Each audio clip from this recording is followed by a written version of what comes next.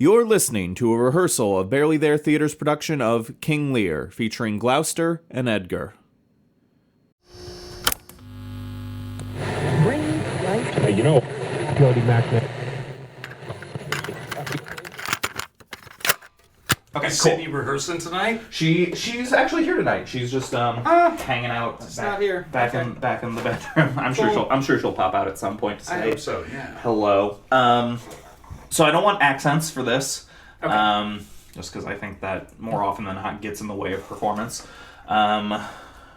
What we'll do is we're gonna go through the scenes one by one. Let me grab some pencils. I'll give you your blocking as we go, and then we'll read through each scene once, possibly twice, probably just once. So, Thayne, are you around here for a while? Yeah. I like to hear that. Yeah. That's great. That's great news. Okay, good.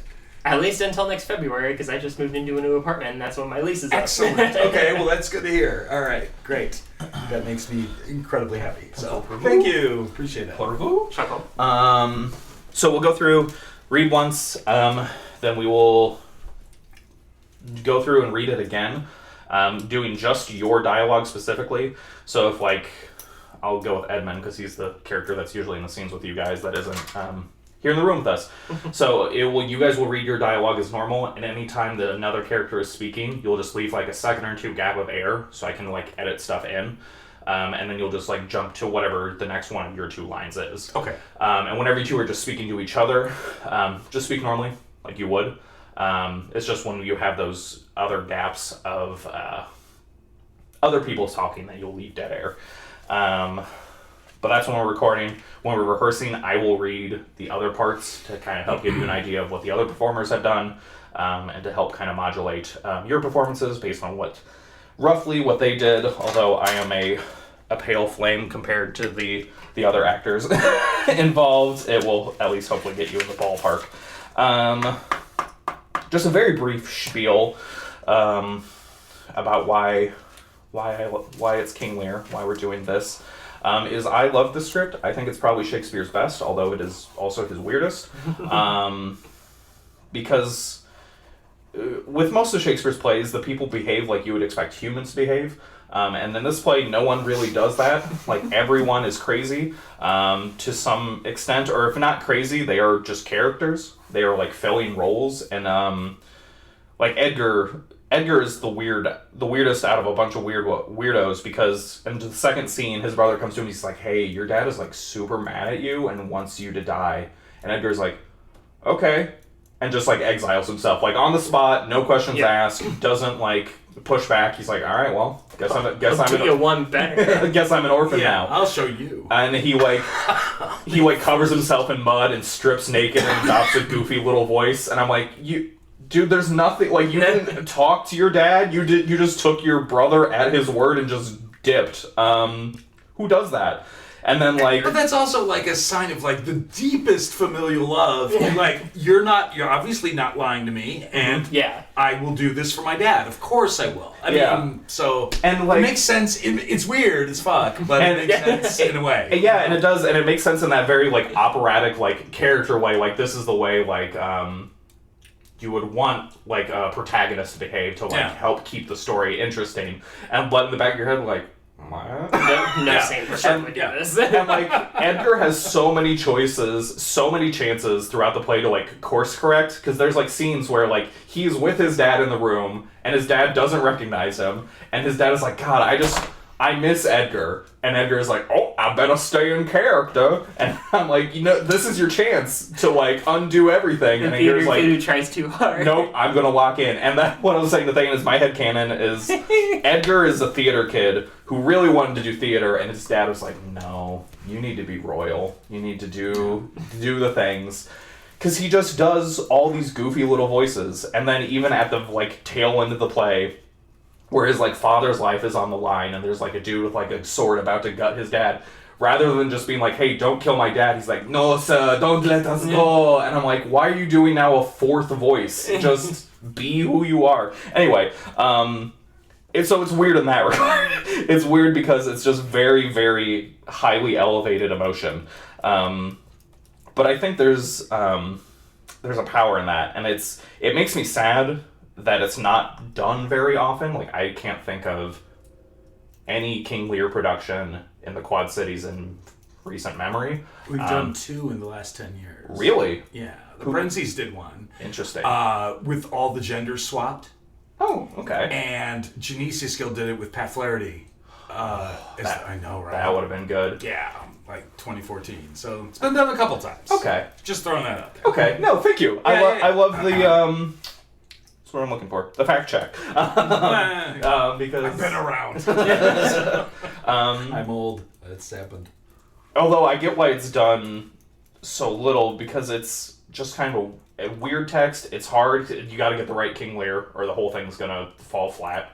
And it's also, I think, just kind of hard for some audiences to connect with, because people do not behave rationally. Because it's also one of the few Shakespeare plays where we don't really get inner monologues, unless you're Edmund, who can't stop monologuing. He just won't shut up. Every other character is just very, like, locked in, talking, and you never really get an insight into why they're doing the things they're doing. And it's also one of the few Shakespeare plays, if not the only Shakespeare play, where the A plot and the B plot are like, they're totally separated. Edmund never once talks to Lear, even though Lear is like arguably the protagonist and Edmund is arguably the antagonist. They never share words once, the entire play. And yet their plots are so like deliberately intertwined that you can't really cut much of one without like negatively impacting the other. Whereas with like A Midsummer Night's Dream, there's like 4 plots going on in that thing, and you can like very easily cut any one of them and still have like a fairly sound show. Like you can cut the fairies and still like keep things going. You can cut the players and like still have like the heart of the show. Whereas with this one, you can't really do that because like scenes directly like complement and like contradict one another.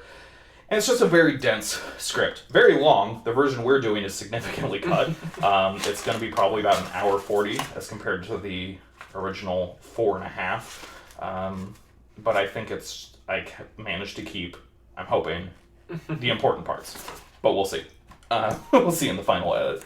You kept the good lines. I was happy about that. Yeah, that's... Okay. And that's another thing, too, is I mean, a lot of people go to, like, To Be or Not to Be, or, like, Tomorrow and Tomorrow and Tomorrow, but there are some really just dark, grim, fun lines in this, and I love that as a writer and a theater person. Like, Flies to the Wanton Gods. Oh, it's just so good. But I digress.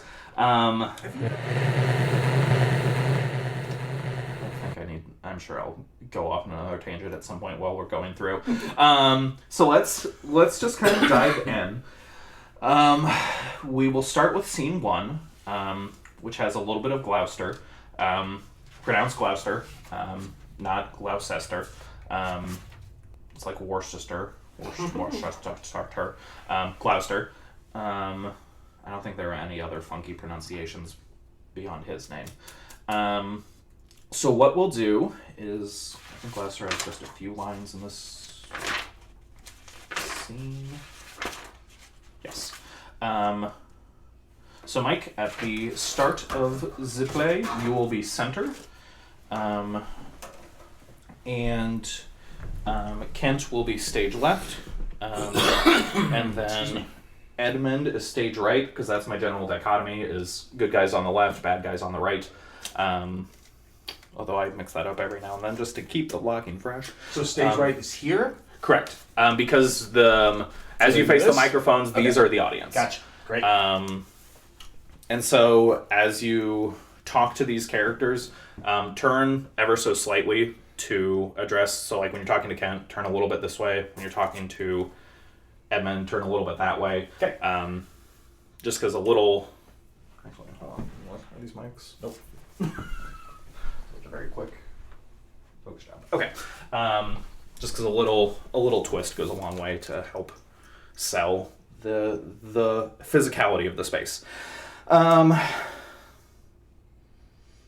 Okay, I think that's what I need to say, so let's start. Is not this your son, my lord? His breeding, sir, hath been at my charge. Do you smell a fault? I cannot wish the fault undone, the issue of it being so proper. But I have a son, sir, by order of law, some year elder than this, who yet is no dearer in my account. Though this knave... sorry, it's kind of dark in here. I apologize. Hold on. No, you're okay. Do we have... Yeah, I'm sorry. No, you're just okay. Old and... Hey, I love that so much better. Thank you. No problem. Thank you. I appreciate the mood lighting, but yes, but no, I'm ancient. But I have a son, sir, by order of law, some year elder than this, who yet is no dearer in my account, though this knave came something saucily to the world before he was sent for. Yet was his mother fair, there was good sport in his making, and the whore son must be acknowledged. Do you know this noble gentleman, Edmund? No, my lord. My lord of Kent, remember his hereafter as my honorable friend. Remember him hereafter as my honorable friend. My services to your lordship. I must love you and sue to know you better. Sir, I shall study deserving. He hath been out 9 years, and away he shall again. The king is coming. Attend the lords. I shall, my lord. Okay. Good. Cool. Sorry. No, A little dark. I'm getting used to the weird light. No, you're okay. Okay. I might be able to make it a little brighter. We'll see. The feedback I have is in that, but I have a son, sir. Little speech. Mm-hmm. Yeah. Really kind of play up the knave saucily to the world of where he was sent for. Good sport at his making. Whoreson, in particular, hit the word whoreson, to really kind of help justify Edmund's whole thing. Because he has a good life. He has a good life. He doesn't think he does. But he's the son of a whore. He's the son of a whore. Right. And he just cannot get over that. And so to be like just publicly call out me like, yeah, he's a bastard. What are you gonna do? Okay. To help kind of sell that, why he's just so brooding and bitter. To just, make it more of a like, just like a joke. But other than that, cool. I think that was good. So let's just read it through one more time. Sure. And then I'll let you go through and just do your lines. Okay. And I just want to double check that you don't pop back in later in the scene. I don't think you do. You don't. Okay. I hadn't read this in a while, even when it's like, oh, that's his death line. It's like, oh no, he didn't die, did he? Yeah. He's still there for like 100 more pages. Oh, yeah. Okay. All right. He keeps going. He just keeps going, yeah. Okay. Is not this your son, my lord? His breeding, sir, have been at my charge. Do you smell a fault? Oh, I cannot wish the fault undone, the issue of it being so proper. But I have a son, sir, by order of law, some year elder than this, who yet is no dearer in my account, though this knave came something saucily to the world before he was sent for, yet was his mother fair, there was good spirit at his making, and this whoreson must be acknowledged. Do you know this noble gentleman, Edmund? No, my lord. My lord of Kent, remember him hereafter as my honorable friend. My services to your lordship. Oh, I must love you and sue to know you better. Sir, I shall study deserving. He hath been out 9 years, and away he shall again. The king is coming. Attend the lords. I shall, my lord. Good. Okay. Just do that through one more time with just your lines, and then we will move on to the next scene. Anytime? Anytime. Okay. His breeding, sir, hath been at my charge. Do you smell a fault? But I have a son, sir, by order of law, some year elder than this, who yet is no dearer in my account, though this knave came something saucily to the world before he was... sorry, I need to back up. But I have a son, sir, by order of law, some year older than this, who yet is no dearer in my account, though this knave came something saucily to the world before he went for, yet was his mother fair. There was good sport at his making, and the whoreson must be acknowledged.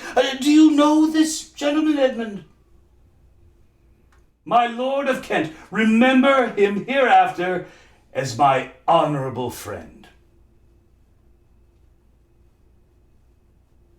He hath been out 9 years, and away he shall again. The king is coming. I shall, my lord. Good. All right. And if when you're going through and just recording lines for performance, if there's something you mess up, or if you just something you just want to do again, you're like, I know I can do that better. Do it. Just do it again. Take a beat. You can either like go back to the beginning of a sentence, beginning of the whole line, or if you need to like go back a couple lines to like get into the momentum, whatever you need to do to feel good about your performance, do it. Excellent. We have the time. Let's take it. Okay. All right. We are going to jump to page 11. And Gloucester, you will enter, quote unquote, enter from stage left. So I will swap with you here. And Edmund is center, right? Should have better notes. Yeah, he's center. So I'll have you scoot just a little bit more to your left. Okay. And then I won't read all of Edmund's monologue because I'm not going to do it as good as Charles. But I'll give you your cue. And then we can just read through. Cool. Read through until Thayne enters. Now, gods, stand up for bastards.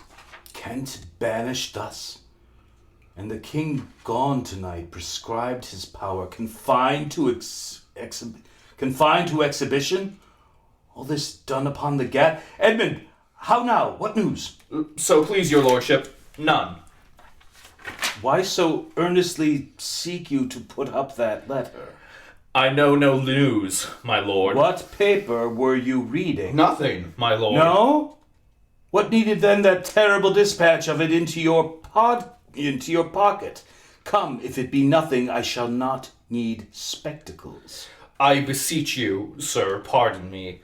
It is a letter from my brother that I have not yet all o'erread, and for so much as I have perused, I find it not fit for your o'erlooking. Give me the letter, sir. I shall offend either to detain or give it. Let's see.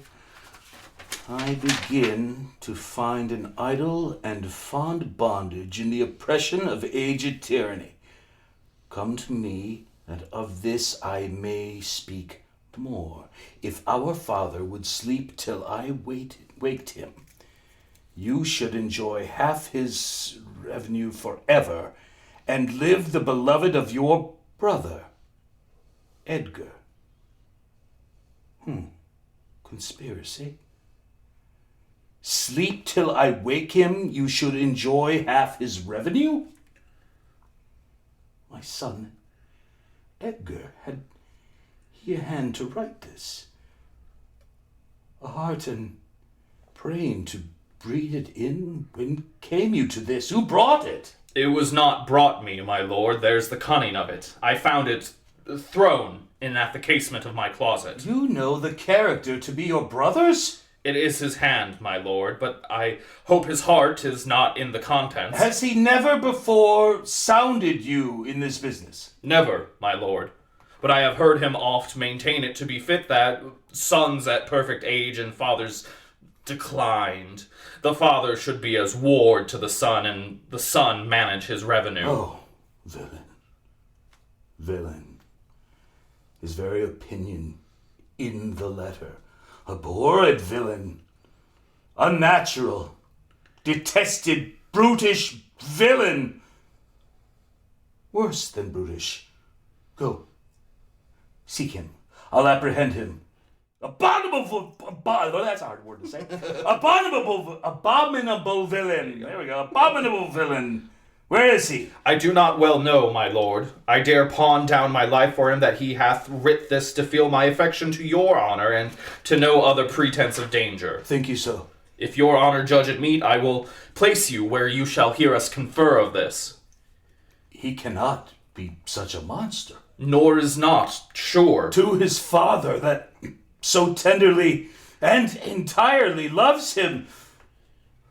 Heaven and earth, Edmund, seek him out. There we go, seek him out. Edmund, seek him out. Wind? Wind. Okay. Wind me into him, I pray you. Frame the business after your own wisdom. I will seek him, sir. These late eclipses in the sun and moon portend no good to us. Love cools, friendship fails off, brothers divide, in cities mutinies, in communities discord, in palaces treason, and the bond cracked twixt son and father. This villain of mine comes under the prediction. There's son against father. The king falls from bias of fortune. There's father against child. We have seen the best of our time. Machinations, hollowness, treachery, and all ruinous disorders follow us disquietly to our graves. Find out this villain, Edmund. It shall lose. It shall lose thee nothing. Do it carefully. And the noble and true-hearted Kent banished. His offense, honesty. 'Tis strange. Good. And then you are done for the scene, so you can just grab a seat. Only note I really have is on page 12, really hit the nothing. Nothing is one of Shakespeare's buzzwords in this play. It certainly is. Nothing will come of nothing. Throw me where that is. About a third of the way down. What paper were you reading? Nothing, my lord. If it be nothing, I shall not need spectacles. But otherwise, that sounded good. And when you get on 13 to the "oh, villain, villain," that little speech, really let each of those villains kind of build in intensity. Because like Lear, you were just kind of working yourself up over nothing. Because here's yet another moment where characters don't behave rationally. His bastard son, who he just got done negging in the last scene, comes to him and is like, "Hey, I have this letter that I just like found," and he like immediately takes him at his word. He's like, "Oh, guess my son's trying to kill me." Like no further discussion, no anything. He's just. If there were, they'd all be 7 hours long. Yeah, that's true. Instead of 4. But just yet another moment where they don't quite behave the way you would expect them to like behave. They just like immediately go to 100 and they're like, all right. It's scorched earth. Scorched earth. Constantly, right. And so just yet another one of those like, why are they doing this? Well, because they gotta keep things interesting. Sure. But okay, I digress. Gloucester storms off in a grumble. Hissy fit. Right. A hissy fit. Shakespearean hissy fit. That's the technical term for it. Yeah, I think so. And then Edmund counters stage left to take your spot. Pro blocking, that's his intent. And then Thayne, you will enter stage right. And for that first line, "How now, brother," you can like say that as you're walking past the microphone, and then you will land stage right. And then I'm gonna swoop into your spot. And then again, I will not do the whole Edmund thing. I'll just give you your prompt. "Oh, these eclipses do portend these divisions." Oh, Fasolami. I don't know. I'm not a singer. How now, Brother Edmund? What serious contemplation are you in? "When saw you my father last? The night gone by. Spake you with him? Aye, 2 hours together. Parted you in good terms? Found you no displeasure in him? None at all. Bethink yourself wherein you may have offended him." Some villain hath done me wrong? "That's my fear. Retire with me to my lodging, from whence I will bring you to hear my lord speak. Pray you go, there's my key. If you do stir abroad, go armed. Armed, brother. Brother, I advise you to the best. I am no honest man if there be any good meaning toward you. I have told you what I have seen and heard, but faintly, nothing like the image and horror of it. Pray you, away. Shall I hear from you anon? I do serve you in this business. And then that's the end of that scene. Good, and I love retroactively what Charles did, because he pitched his voice down, and it's just a nice contrast to your voice, and I think they'll play together quite well. I have no notes. No notes for you. So I'm just going to rewind back to the top and have you guys just read through without me. Unless there's anything that you want to go through again with me. But I'm personally satisfied with the way it sounded. Okay. So just go ahead and read through, and if I hear any weird sounds that I need to do a safety of, I will just let you know and tell you to go again. But otherwise, take it. Moving right along. The next scene that one of you appears in is on page 26.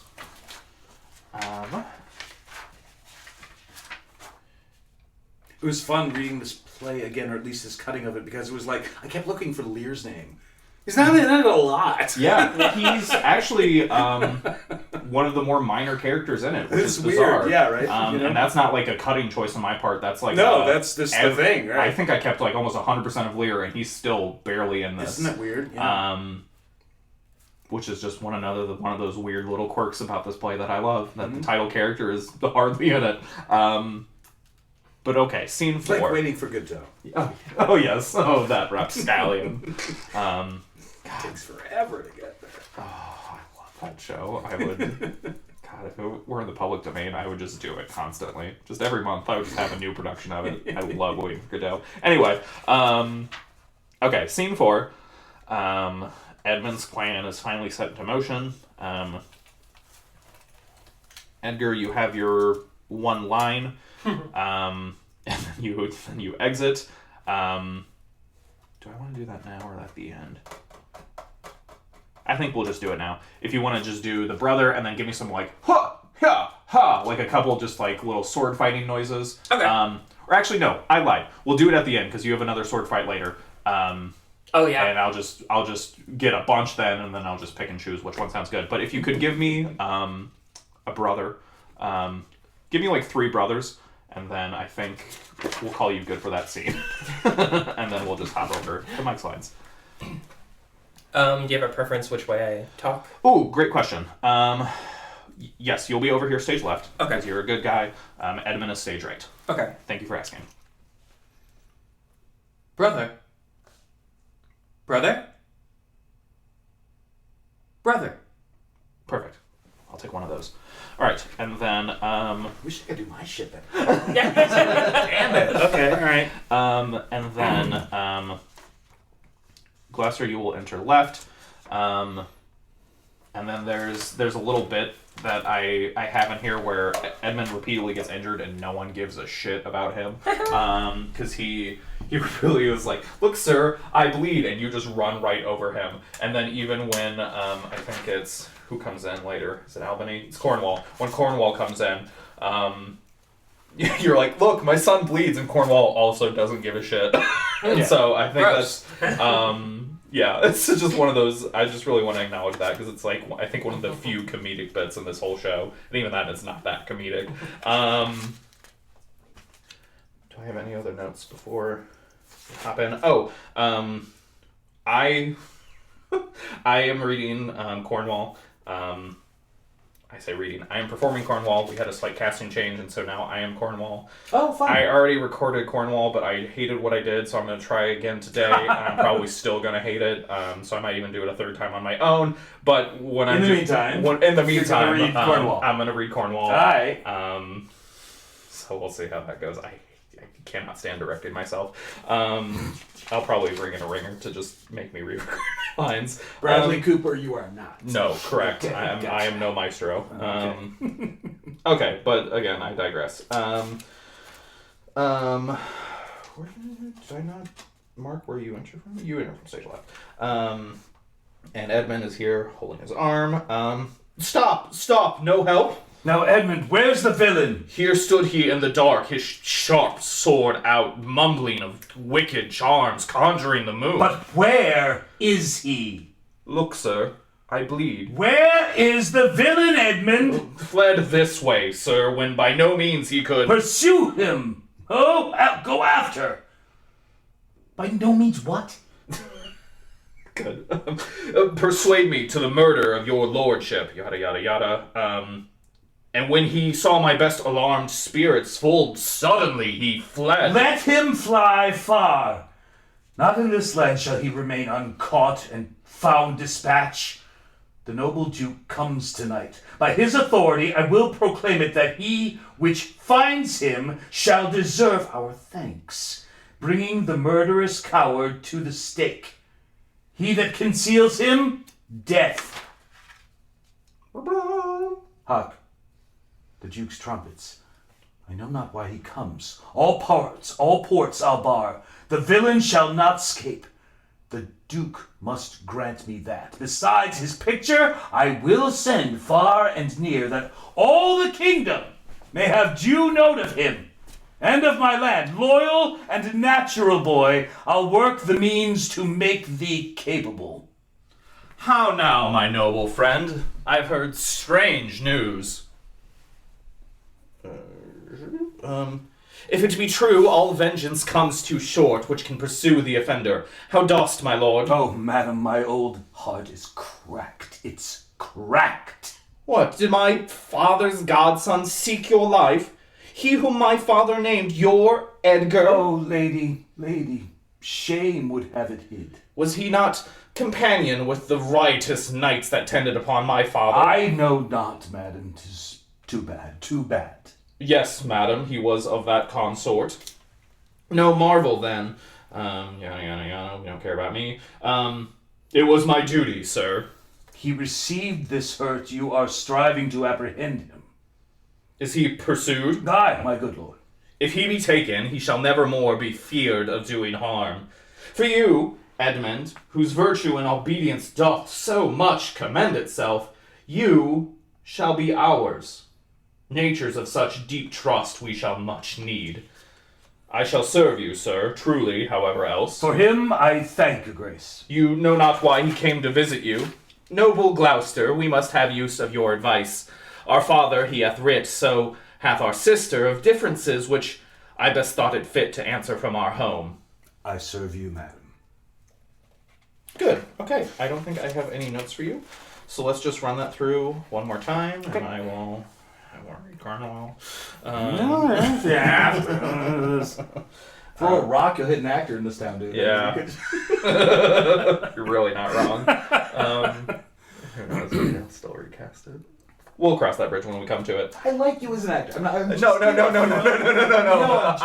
don't like me as an actor. Oh, you're crazy. Okay, fine. Okay.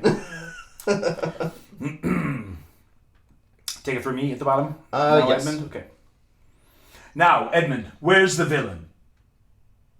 But where is he? Where is the villain, Edmund? Pursue him! Ho! Go after! By no means what? By no means what? Sorry. I'm going to back up. Where is the villain, Edmund? Pursue him! Ho! Go after! By no means what? Let him fly far. Not in this land shall he remain uncaught and found dispatch. The noble Duke comes tonight. By his authority I will proclaim it, that he which finds him shall deserve our thanks, bringing the murderous coward to the stake. He that conceals him, death. Hark, the Duke's trumpets. I know not why he comes. All ports I'll bar. The villain shall not escape. The Duke must grant me that. Besides, his picture I will send far and near, that all the kingdom may have due note of him. And of my land, loyal and natural boy, I'll work the means to make these capable. Shit. Now do that again. Sorry. Hark, the Duke's trumpets. I know not why he comes. All ports, all bar. The villain shall not escape. The Duke must grant me that. Besides, his picture I will send far and near, that all the kingdom may have due note of him, and of my land, loyal and natural boy. I'll work the means to make thee capable. How now, my noble friend? I have heard strange news. Oh, madam, my old heart is cracked. It's cracked. Oh, lady, shame would have it hid. I know not, madam, 'tis too bad. Nor I assure thee, Regan. Edmund, I hear that you have shown your father a childlike office. He received this hurt, you see, striving to apprehend him. Is he pursued? Aye, my good lord. If he be taken, he shall never more be feared of doing harm. For you, Midna, if he be taken, he shall never more be feared of doing harm. For you, Edmund, whose virtue and obedience doth so much commend itself, you shall be ours. Natures of such deep trust we shall much need. For him I thank your grace. You know not why we came to visit your... I serve you, madam. Good. All right. Scene 4, Edgar. What's happening is you're on the run, and what I'm envisioning in my head is you're literally like on the run, and you're like hiding behind a tree as like all this like hunting parties running past. So it'll be like burp burp burp, like dogs barking, and like dudes yelling in the distance. Oh, okay. And so if you want to start the scene with some like breathing to like help sell the fact that you've just been like booking it through the kingdom. And then, so just give some heavy breathing and then like muffle yourself for a little bit and then read it through. I'll possibly give you notes, or I might just say that was good and we can keep on moving. Okay.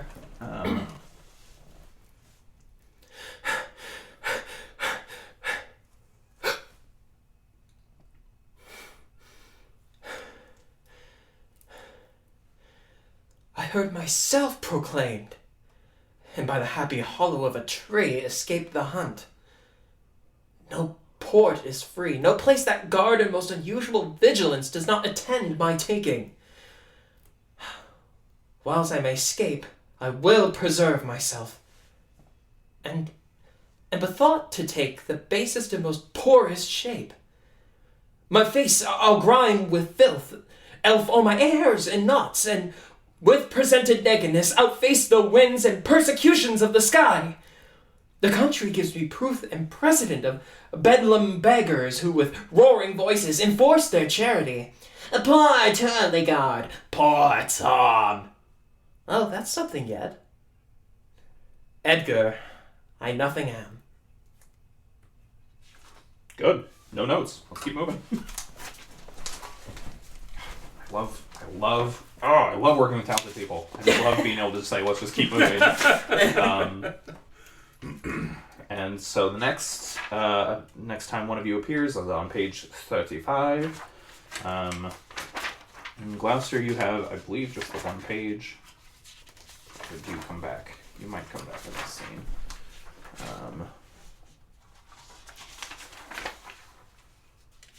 You physically come back, but you don't have any lines. Or no, you do have My favorite kind of role. You do have a couple of lines on the tail end of the scene. 42 and 43. So let's just read this through. You will be stage left because you're a good guy. Lear is center because he's the center of attention. And yeah, let's just read it through. My dear lord, you know the fiery quality of the Duke, how unremovable and fixed he is in his own course. Vengeance, plague, death, confusion, fiery. What quality? Why, Gloucester, I'd speak with the Duke of Cornwall and his wife. Well, my good lord, I have informed them so. Informed them? Dost thou understand me, man? Aye, my good lord. The king, yada yada yada yada yada yada. I'll beat the drum till it cries, sleep to death. I would have all well betwixt you. Good. No notes. Maybe even a little more like trying to just placate this very angry old man. Calm down, you old fucker. Yep. That's the note. Calm down, you old fucker. You got it. And then on 42, you come back in. I don't have any context beyond that. You come back in to be like, yo, why are you pissing off the king? And they're like, no, we're just doing what we want to do. I'm technically Cornwall. I've already recorded those lines. It's fine. It's fine. Definitely not Bradley. Yeah. Anything to not perform in my own show. Follow the old man forth. Oh, he is returned. The king is in high rage. He calls to horse. 'Tis best to give him way. He leads himself. My lord, entreat him by no means to stay. Alack, the night comes on, and the high winds do sorely ruffle. For many miles about, there's, scarce. Okay, that's an S, sorry. For many miles about, there's scarce a bush. Good. Okay. Just like in college. Yep. Mine Christian ears. Have to mark this rehearsal explicit. They're all explicit. Okay. I have no notes. Just take it back to 35 and then read all yours through and jump ahead, and we will keep on moving on. Cool.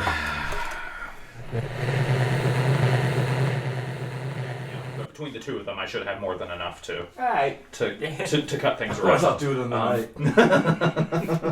night. Okay, next, page 49.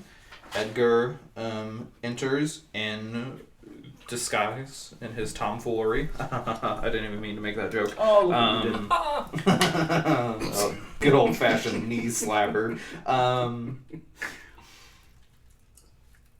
And really, because again we don't have any visual component, go for broke with the mad voice. I will tell you if it's too much. Okay. And we will modulate. But is this scene when things have really gone off the rails, or is that the next scene? No, it's the next scene. It's the next scene when things really run off the rails. Okay. But let's just take it from... Ooh, where's the blocking on this one? Lear is center, because he's the center of attention. Fool is running from stage left. You will come from stage left. Okay. And then... I don't think I have any other specific notes off the top of my head. Alright, so let's just take it away, and I'll give you your cue from, Nay, get thee in. I'll pray, and then I'll sleep. Fathom and half, poor Tom. Come not in here, Knuckle. Here's a spirit. Help me, help me. Give me thy hand. Who's there? A spirit, he says his name's yada yada yada. What art thou that dost grumble there in the straw? Come forth. Away! A foul fiend follows me. Through the sharp hawthorn blows the cold wind. Go to thy bed. Go to thy cold bed and warm thee. Didst thou give all to thy daughters? And art thou come to this? Who gives anything to poor Tom, whom the foul fiend had led through the fire and through flame, through ford and through whirlpool or bog and quagmire, that hath laid knives under his pillow and halters in his pew, sets rat's brain by his porridge, make him proud of heart to ride on a bay trotting horse over 4-inch bridges, to course his own shadow for a traitor? Blessed thy 5 wits! Tom's a cold. Oh, do poor Tom some charity, whom the foul fiend vexes. There could I have him now, and there again, and there. Has his daughters brought him to this pass? Couldst thou save nothing? Wouldst thou give him all? Now all the plagues that in the pendulous air hang faded over man's false lights on thy daughter, yada yada yada. Is it the fashion that discarded fathers should have thus little mercy on their flesh? Pillycock set on Pillycock Hill. Hello. You're doing great. This cold night will turn us all to fools and madmen. Take heed, O thou foul fiend. Obey thy parents, keep thy word's judgment. Swear not, commit not with man's sworn spouse. Set not thy sweetheart on proud array. Tom's a cold. What hast thou been? A serving man, proud in heart and mind, that served the lust of my mistress's heart, and did act of darkness with her. Swore as many oaths as I have spake words, and broke them in the sweet face of heaven. Let not the creaking of shoes, nor the rustling of silks, betray thy poor heart to woman. Keep thy foot out of brothels, and defy the foul fiend. Still through the hawthorn blows the cold wind. Sissoon, Manani, Dolphin, my boy, Sissa, let him trot by. Good. Flipping down to the bottom of the page. You are more than welcome to tell me you're not at all what no, you want. this is better than what I even envisioned. This is so good. I swear to God. Look, here comes a walking fire. This is the foul fiend, Flippity-Gibbet. He begins at curfew and walks till the first cock. How fares your grace? What are you there? Oh, wait, no, that's you. Oh, Mike, that's you. I'm sorry. It's all good. You will enter from stage right. Because I'm a bad guy now? No, just mix things up. Appreciate the question. Yeah. You will enter from stage right. You enter on a line? No, they acknowledge you coming in. That's the enter cue. If I can throw in a pronunciation thing, Sure. Flippity-Gibbet with a soft G. Okay. It's a line from Sound of Music. That's the only okay. reason I know that. Okay. A Flippity-Gibbet, a clown. How do you solve a problem like Maria? It's the only reason I know that. Nobody will care but me and Rogers and Hammerstein. You never know. Rogers and Hammerstein might be listening. This is true from the great beyond. Yes. Where were we? Okay, let's just take it from the top of 52. And you've been killing it things, so I don't know that I'm gonna have you go back and redo any of that. I think that's another first take. So just take it from Foul Fiend, and then we will run through the rest of the scene as normal. This is the foul fiend, Flippity-Gibbet. He begins at curfew and walks till the first cock. How fares your grace? What's he? Who's there? What is it you seek? What are you there? Your names? Poor Tom, that eats the swimming frog. Beware, my follower. Peace, Smolkin, peace, thou fiend. What, hath your grace no better company? The Prince of Darkness is a gentleman. Modo he's called, and Mahu. Our flesh and blood, my lord, is grown so vile that it doth have what gets it. Poor Tom's a cold. Can I back up just to our flesh and blood? Absolutely. It's a T, thank you. Our flesh and blood, my lord, it grown so is grown. Shit, Mike. Our flesh and blood, my lord, is grown so vile that it doth hate what gets it. Poor Tom's a cold. Go in with me. My duty cannot suffer in cheering all your daughter's hard commands, though their injunction be to bar my doors and let this tyrannous might take hold upon you. Yet have I ventured to come seek you out and bring you where both fire and food is ready. First, let me talk with this philosopher. What is the cause of thunder? Good, my lord. The same learned Theban. What is your study? How to prevent the fiend and to kill vermin. Let me ask you one word in private. Ask him once more to go, my lord. His wits begin to unsettle. Canst thou blame him? His daughters seek his death. Ah, that good Kent, he said it would be thus. Poor banished man, thou sayest the king grows mad. I'll tell thee, friend, I am almost mad myself. I had a son, now outlawed from my blood. He sought my life. I loved him, friend. No father his son dearer. True to tell thee, the grief hath crazed my wits. Oh, what a night's this! I do beseech your grace. Oh, cry you mercy, sir. Noble philosopher, your company. Tom's a cold. Fellow there, into the hovel. Keep thee warm. Come, let's in all. Good, my lord, soothe him. Let him take the fellow. Take him, you gone. Sirrah, come on, go along with us. Come, good Athenian. No words, no words. Child Roland to the dark tower came. His word was still fie, foe and foom. I smell the blood of a British man.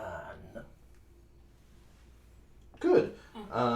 Mike, could I have you just do no words, hush one more time? Mm-hmm. No words, no words. Hush. Good. Okay. We can keep on moving. And yet here's another moment where Kent is also in disguise doing a silly little voice. He has the chance to come clean and just also chooses not to. Because it's Shakespeare's funniest comedy. Yep, it's King Lear, folks. Talk about comedy of errors. Yeah, man. Okay, next scene that you guys appear in is page 57.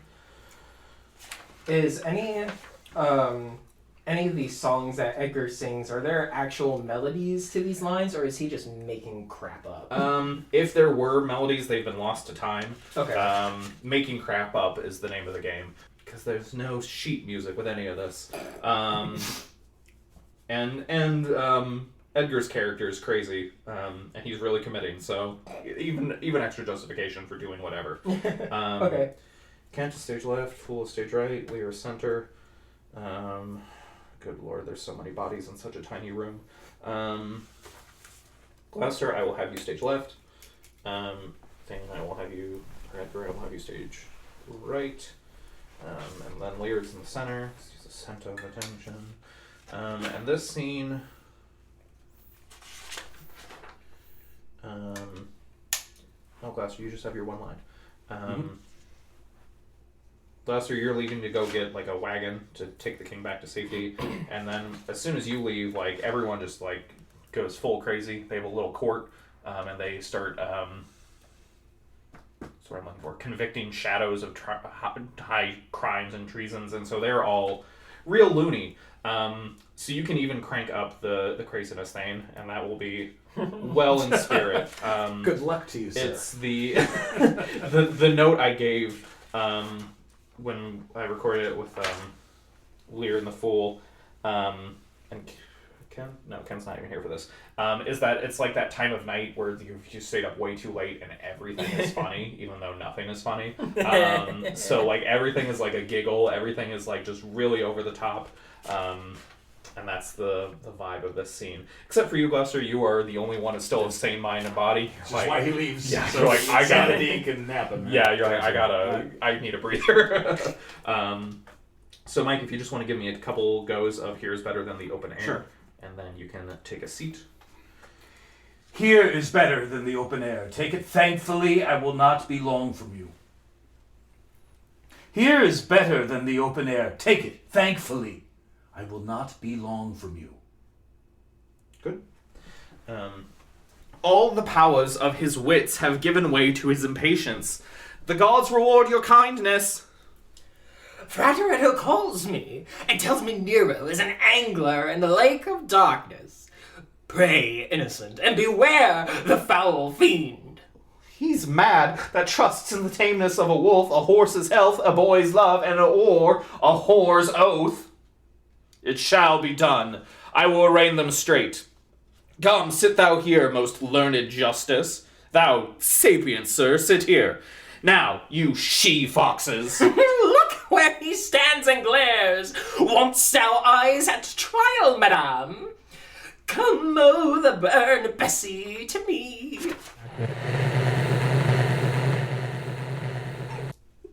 Good. Lear and Fool go on for a hot sec. And here's another whose warped looks proclaim what store her heart is made on. Stop her there.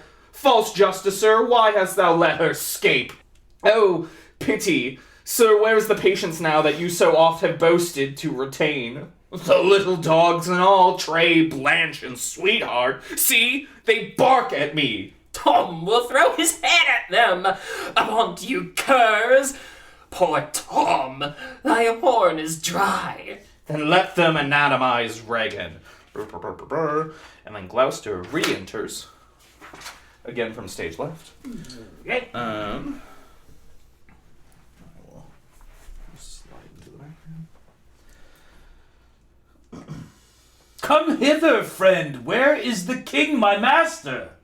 Here, sir, but trouble him not. His wits are gone. Good friend, I prithee, take him in thy arms.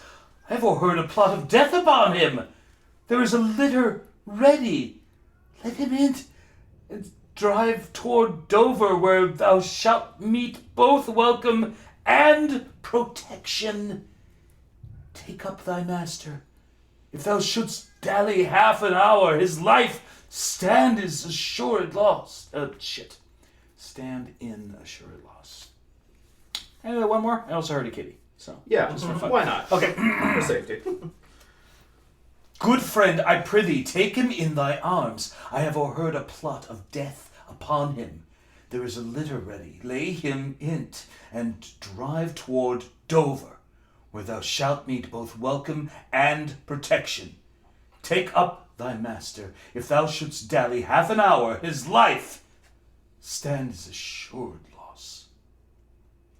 Oppressed nature sleeps. Come, help to bear thy master. Thou must not stay behind. Come away. Sorry, one quick question. Absolutely. Am I insane in this part as well during this monologue? No. Because...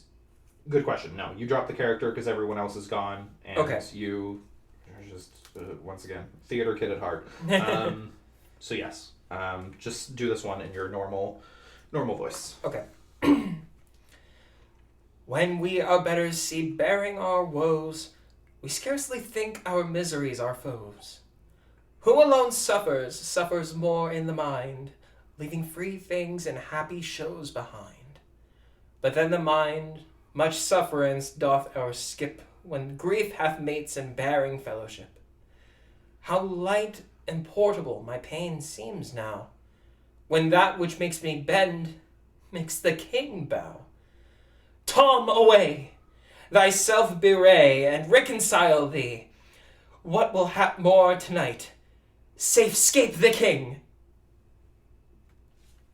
Good. Okay, I don't think I have anything I want to redo. That was lovely. From that scene. It was really beautiful. And... Oh my gosh, I almost skipped your most important scene, Mike. I didn't have My any. blinding? Your blinding. Ah, the blinding. The big one. So much blinding. So much blinding. You enter. I'm gonna give you. I guess it's technically a prop. It's not really. It's a chair. More of a set piece, I guess. Okay.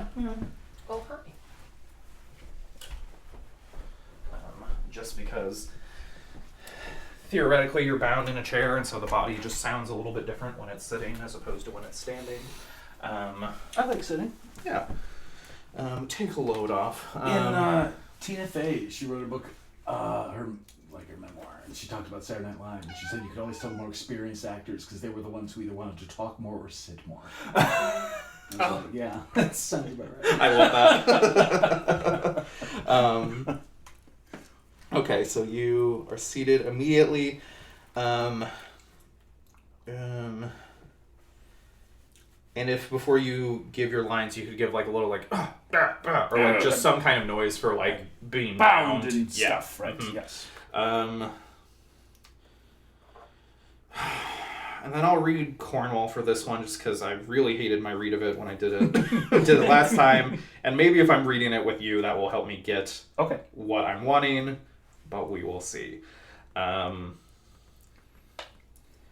then like when they do the things like pluck Gloucester's beard, like a or like some kind of noise of pain. Sure. That sounds more like pain than what I just did. I was going to go with that. I'm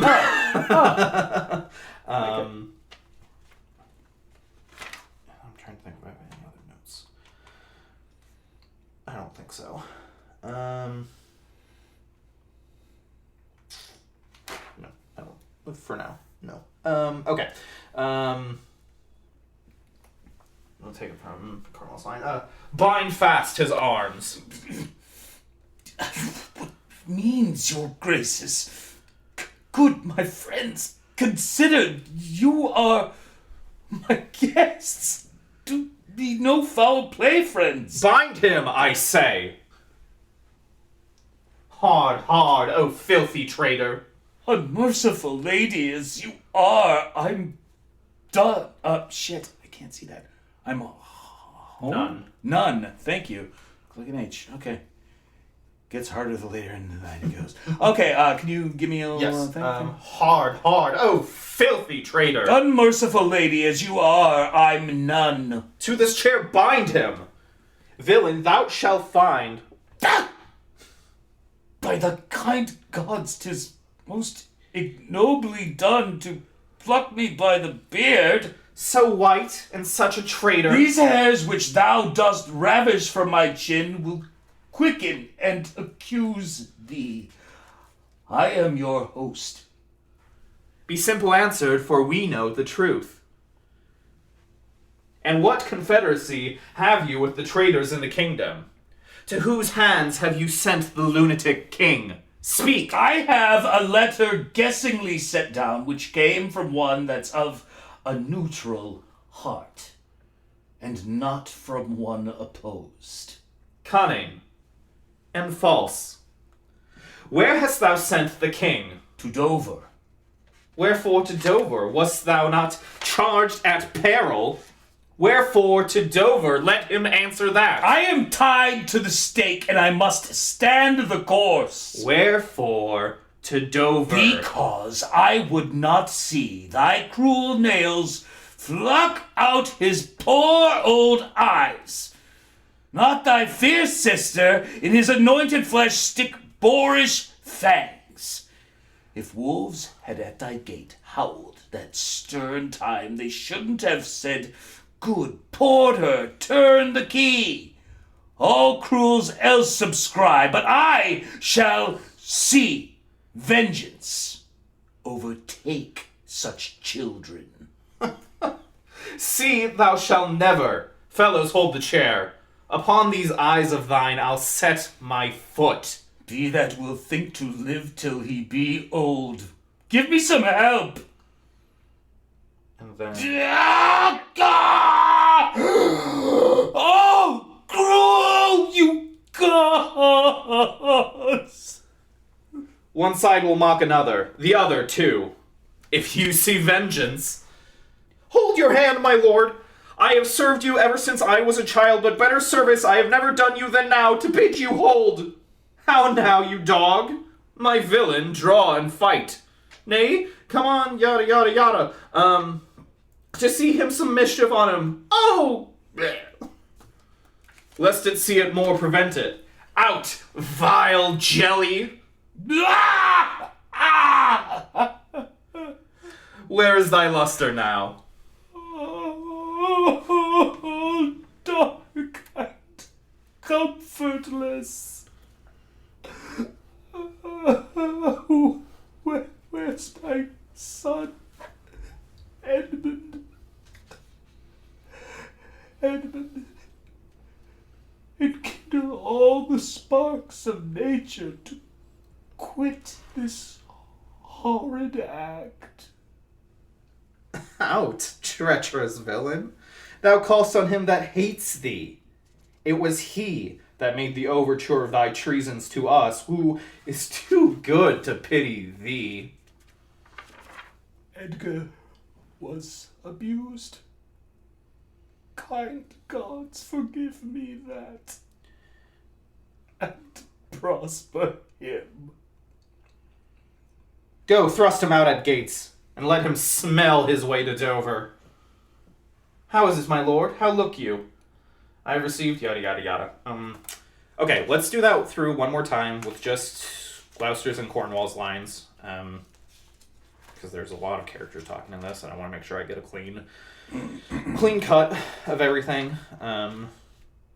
I have no notes for you, Mike. That was perfect. That was exactly what I want. Cool. Okay, so let's just do it through one more time, with just the two of us reading. 62. Do I have that right? Correct. Okay. Oh, you have to start earlier because you're doing Cornwall. Yeah, I might as well just for a clean cut of the whole scene. Yeah.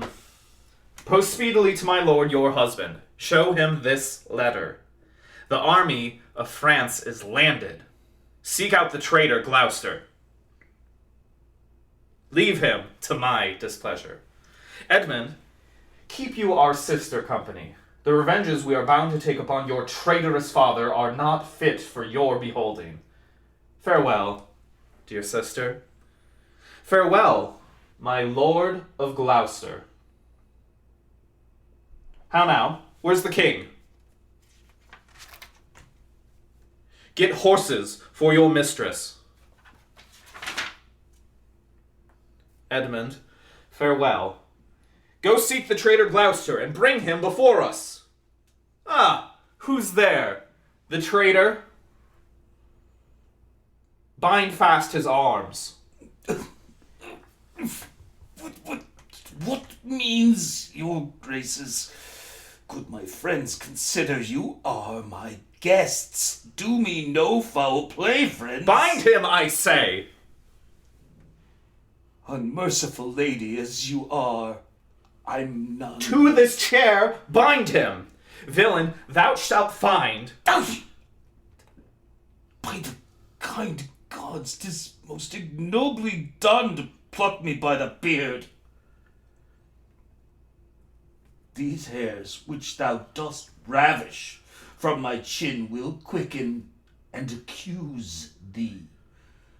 I am your host. What will you do? Come, sir. What letters had you late from Come, sir. What letters had you late from France? And what confederacy have you with the traitors in the kingdom? I have a letter guessingly set down, which came from one that's of a neutral heart, and not from one opposed. Cunning. Where hast thou sent the king? To Dover. Wherefore to Dover? Let him answer that. I am tied to the stake, and I must stand the course. because I would not see thy cruel nails pluck out his poor old eyes, nor thy fair sister in his anointed flesh stick boorish fangs. If wolves had at thy gate howled that stern time, thee shouldn't have said, Good porter, turn the key, all cruels else subscribe. But I shall see vengeance overtake such children. See it thou shalt never. Fellows, hold the chair. Upon these eyes of thine, I'll set my foot. Be that will think to live till he be old. Give me some help.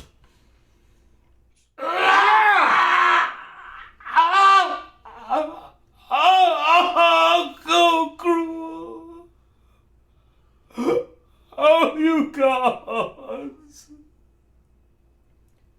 If you see vengeance,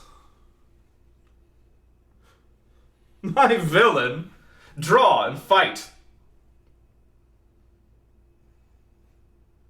Lest it see more, prevent it. Out, vile jelly!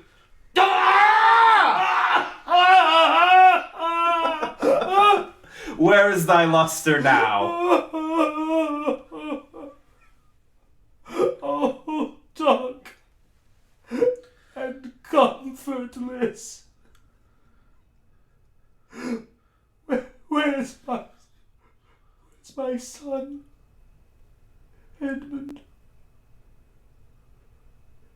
Edmund, enkindle all the sparks of nature to quit this horrid act.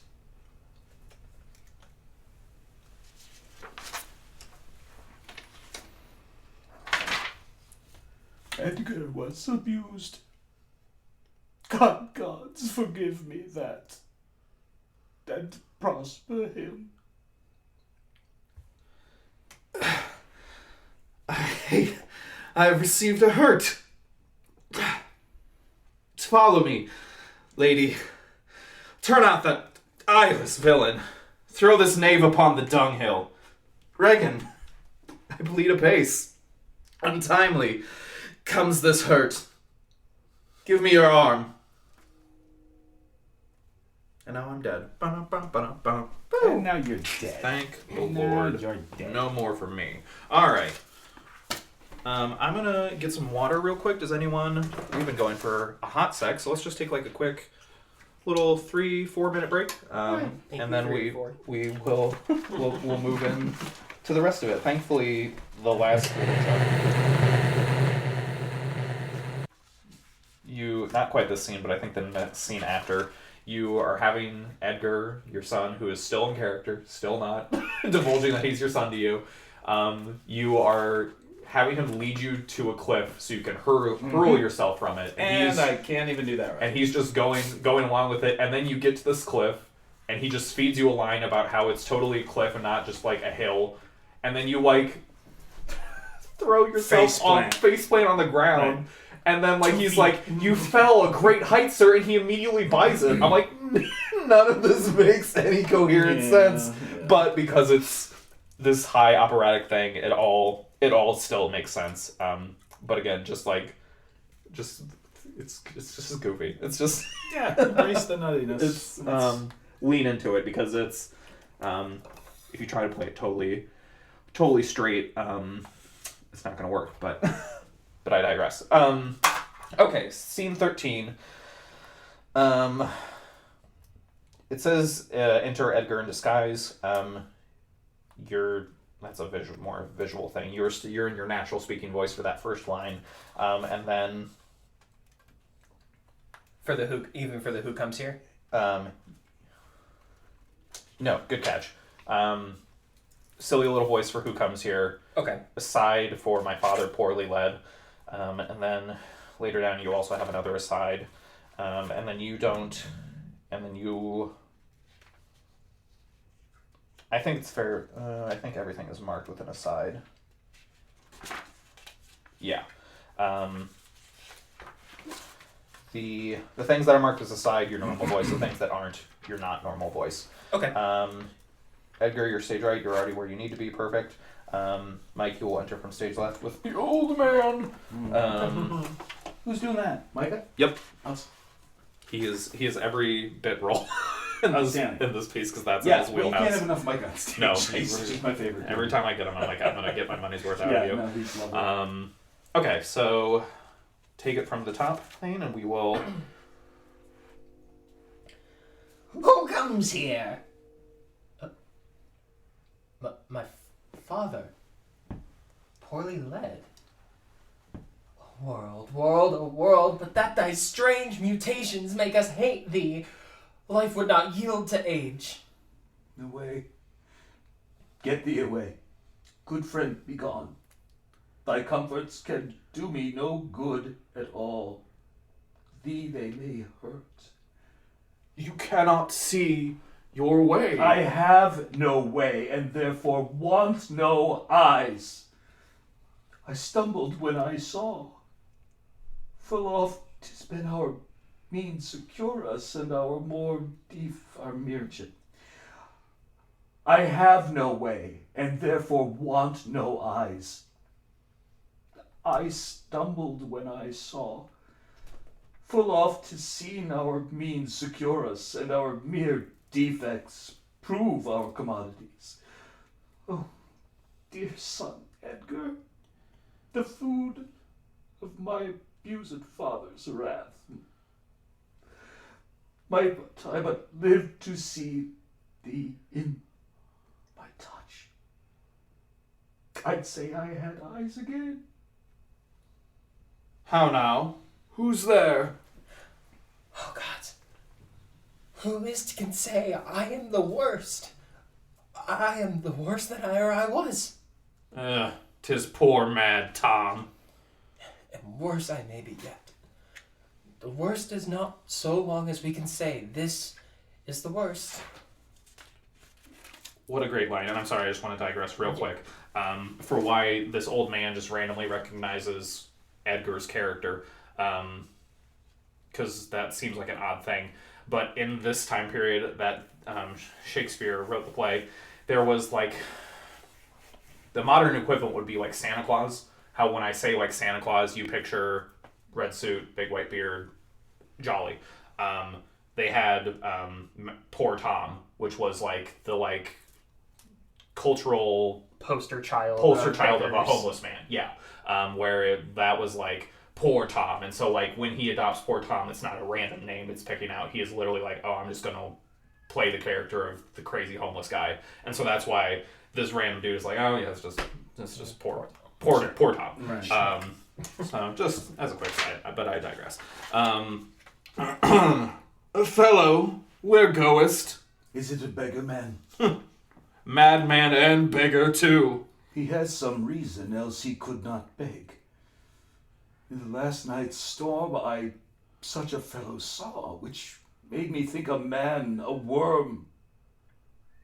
My son came then into my mind, and yet my mind was then scarce friends with him.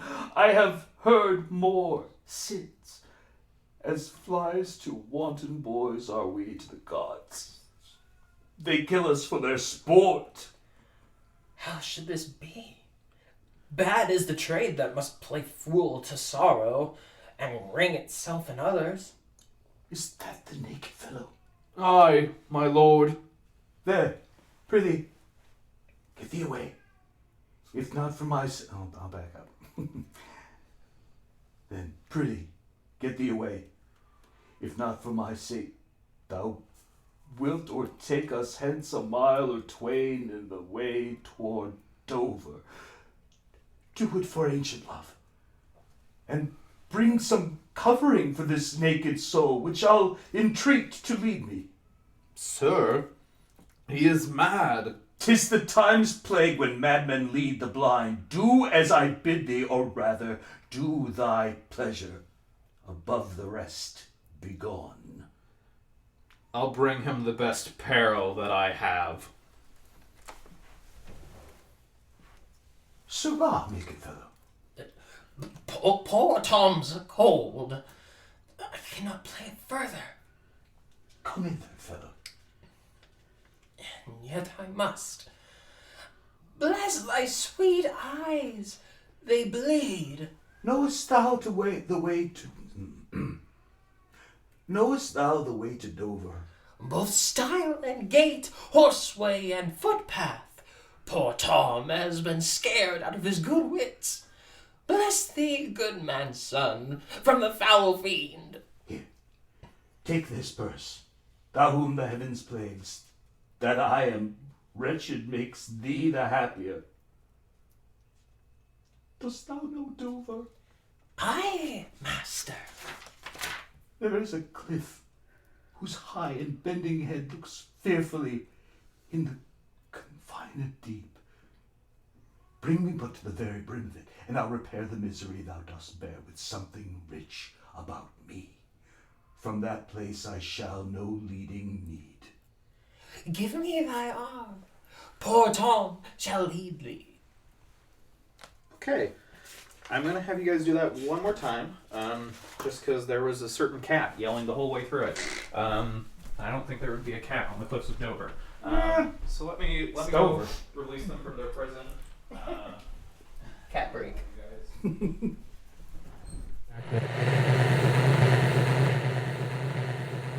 Wunderbar. Hopping ahead to scene 16 on page 77. And I believe pretty much this whole scene is just the two of you. Finally. Yeah. Jesus. A little one-on-one. And then Lear and Osmond do come in at the end. But this is largely just the two of you.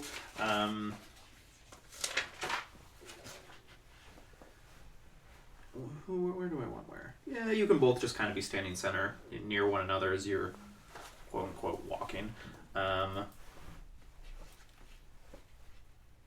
Do I have any notes? I think I want to...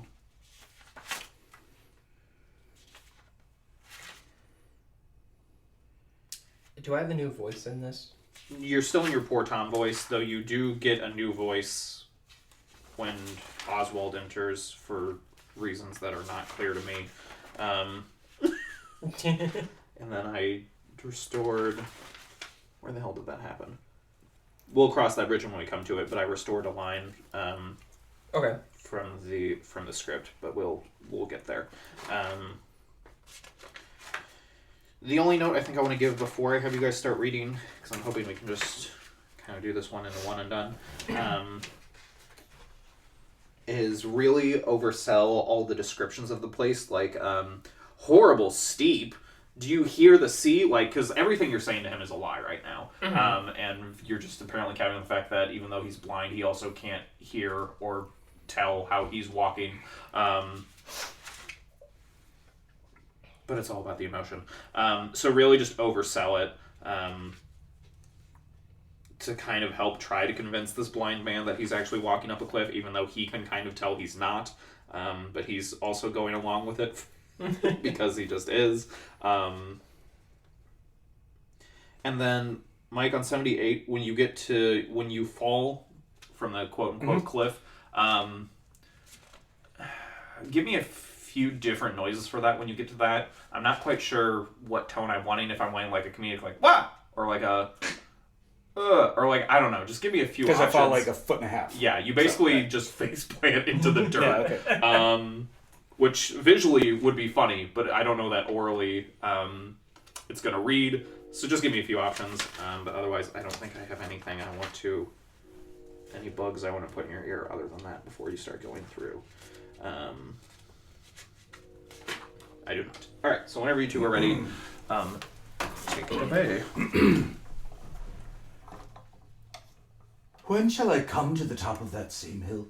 You do climb it up now. Look how we labor. Methinks the ground is even. Horrible steep. Hark. Do you hear the sea? No. Why then? Your other senses grow imperfect, but your eyes anguish. So may it be indeed. Methinks thy voice is altered, and thou speakst in better phrase and manner than thou didst. You're much deceived. In nothing I am changed, but in my garments. Methinks you're better spoken. Come on, sir. Here's the place. Stand still, how fearful and dizzy 'tis to cast one's eyes so low. Halfway down hangs one that gathers samphire. He seems no bigger than his head. The fishermen that will walk upon the beach appear like mice. The murmuring surge cannot be heard so high. Set me where you stand. Give me your hand. You are now within a foot of the verge. For all beneath the moon would I not leap upright. Let go my hand. Here, friends, another purse is... Shit, what does that say? Purse? Just purse? Purse, Okay. yeah. Looked like an S. All right. Again, late in the night. Losing my shit. Let go my hand. Here, friends, another purse. In it a jewel well worth a poor man's taking. Prosper it with thee. Go thou further off. Bid me farewell, and let me hear thee going. Now fare you well, good sir. With all my heart. Oh, you mighty gods. This would I do renounce, if I could bear it longer, and not fall to quarrel with your great opposeless wills. My loathed part of nature should burn itself out. If Edgar live, oh, bless him. Now, fellow, fare thee well.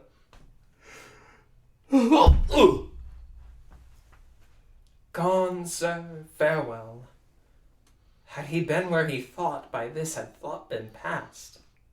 Alive or dead? Now I need to think of a new voice. Is this where you want me to do a new voice?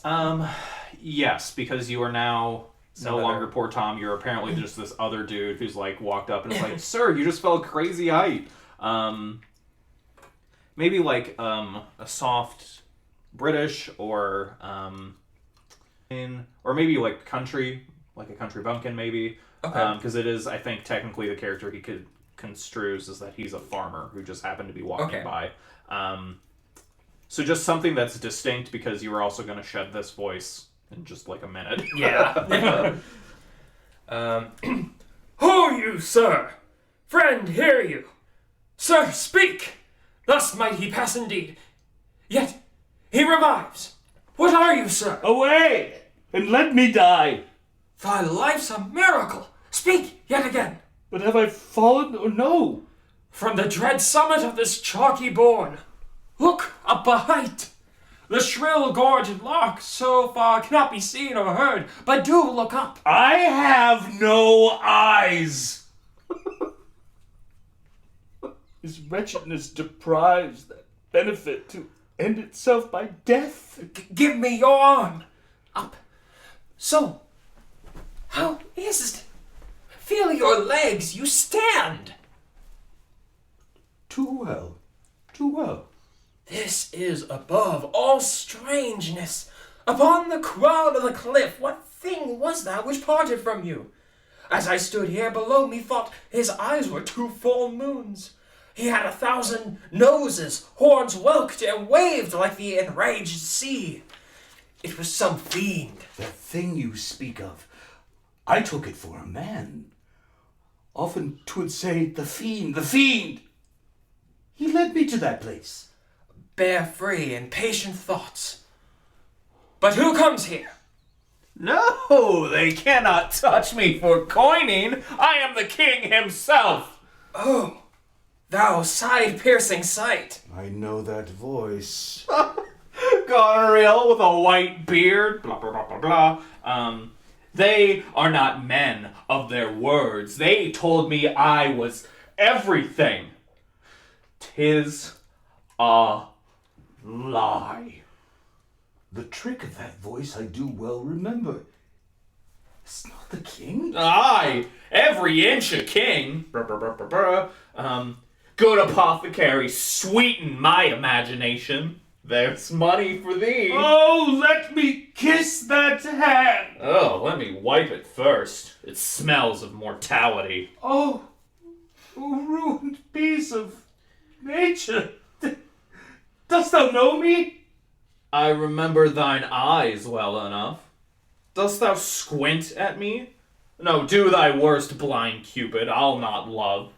Read thou this challenge, mark but the penning of it.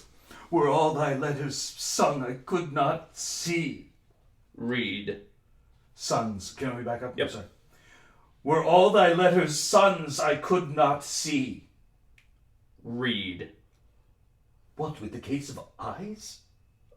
Oh, are you there with me? No eyes in your head, nor no money in your purse. Your eyes are in a heavy case, your purse in a light, yet you see how this world goes. I see it feelingly. What? Art mad? Then kill, kill, kill, kill, kill! Oh, here he is. Lay hand upon him. Sir, your most dear daughter. They go back and forth for quite a bit. Oh, there's life in it. Come and you get it. You shall get it by running. So. Am I still in this farmer voice? Sorry. Yes, no, you are. Good question. Okay. Hail, gentle sir! Sir, speed you. What's your will? Do you hear aught, sir, of a battle toward? Most sure and vulgar. Everyone hears that which can distinguish sound. How near is the other army? Near and on speedy foot. I thank you, sir. That's all. That's though the queen on special cause is here, her army is moved on. I thank you, sir. You ever gentle gods, take my breath from me. Let not my wormer? Worser. Jesus, sorry. You okay? In case you're wondering, I do have glasses, but I can't act with glasses. That's and fair. So I apologize. No, you're It's okay. taken Forever. That's okay. No. You're all good. All right. You ever gentle gods, take my breath from me. Let not my worser spirit tempt me again to die before you please. Well, pray you, father. Now, good sir, what are you? A most poor man, pregnant to good pity.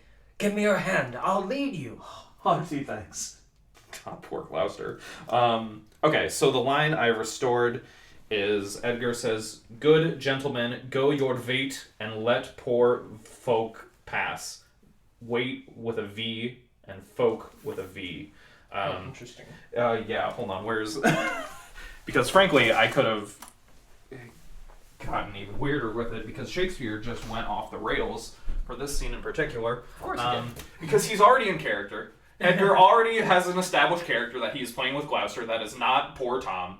And he slips immediately into a second character for reasons that are not clear to me because Oswald already doesn't recognize him as is, so he has no reason to slip into this other character. He was drunk. Yeah, he was really... He was syphilitic and drunk. He was really feeling himself. It's Act 4, because it... Where the hell is it? I have a fancy little art edition where there are more footnotes than there is text on each page. Those are fun. Which are... While you do this, do I have a quick moment to run to the restroom? Absolutely. Great.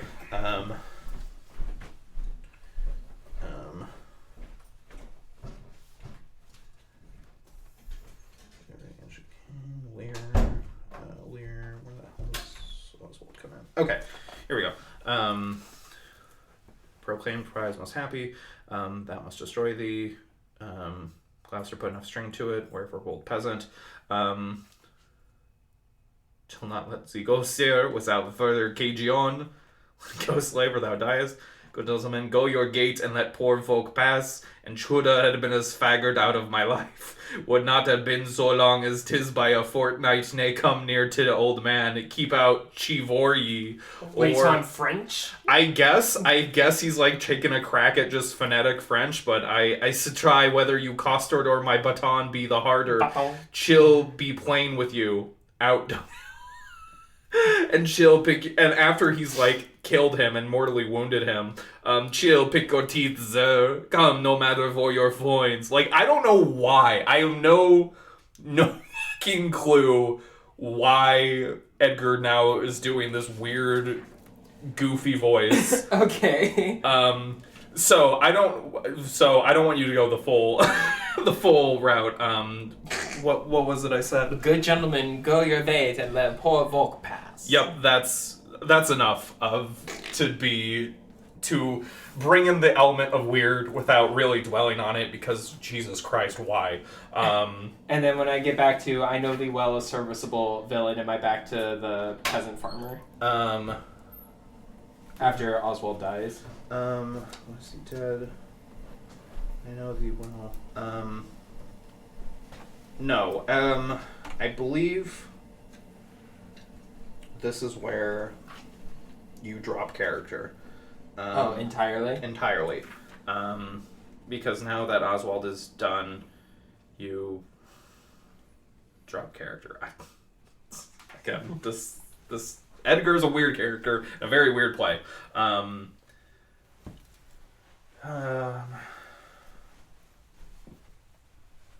Yeah, because he drops character. He does. I can't. Okay. I wish as a director I had better justification for why he's now dropping character in this moment.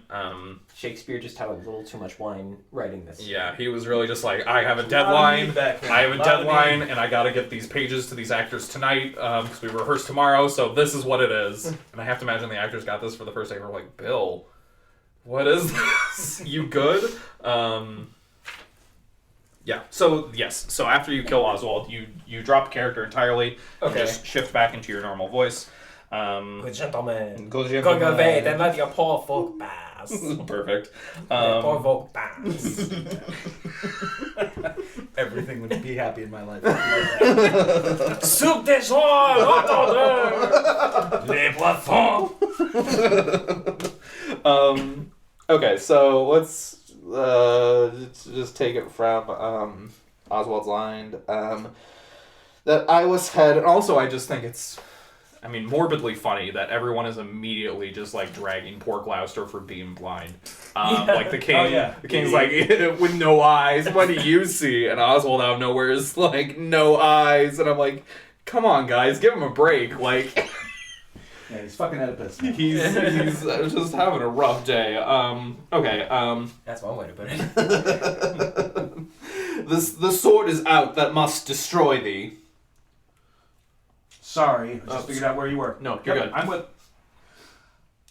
Put strength enough to it. Good gentlemen, put your weight and let poor Volk pass. Wherefore, bold peasant, darst thou support a published traitor?